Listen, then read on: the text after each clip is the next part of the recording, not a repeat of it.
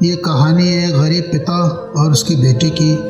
एक बार वो गरीब व्यक्ति अपनी बेटी को उसके स्कूल से लेकर शहर के एक महंगे होटल में पहुंचा। उस व्यक्ति ने फटे पुराने कपड़े पहन रखे थे और उसकी बेटी ने स्कूल की ड्रेस पहन रखी थी। जब दोनों होटल के अंदर पहुंचे तो वेटर ने पूछा, सर आप क्या खाना पसंद करोगे? आप अपना ऑर्डर बता दीजिए। तब उस व्यक्ति ने कहा कि आप मेरी बेटी के लिए एक प्लेट पाव भाजी लेकर आ जाइए। वेटर ने कहा, सर आप कुछ नहीं लेंगे? आपके लिए भी कुछ लेकर आऊं? तो गरीब व्यक्ति ने कहा, मुझे कुछ नहीं चाहिए, आज मैं अपनी बेटी को पार्टी दे रहा हूं।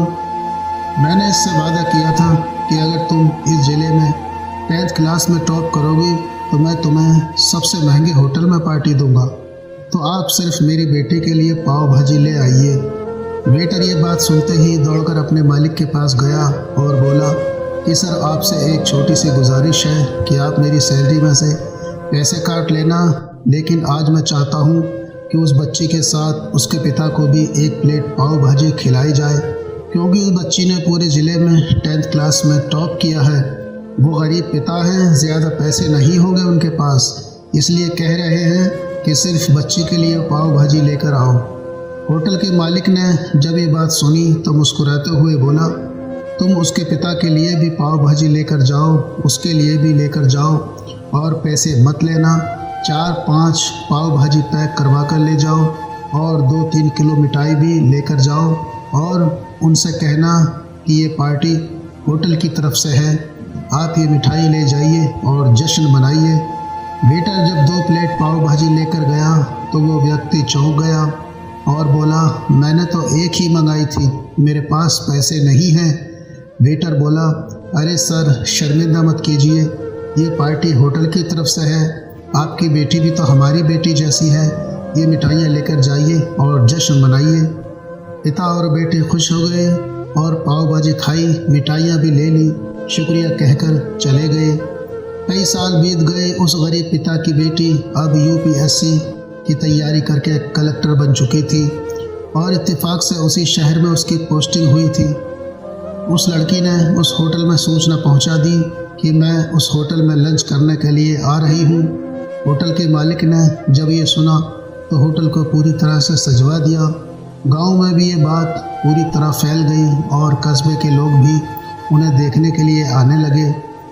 कलेक्टर अपने पिता के साथ उस होटल में पहुंची। कलेक्टर ने होटल के मालिक से कहा कि शायद आपने मुझे पहचाना नहीं, मैं वही बेटी हूं और ये मेरे पिता हैं जो कि मेरे 10th क्लास टॉप करने पर आपने हमें पार्टी दी थी।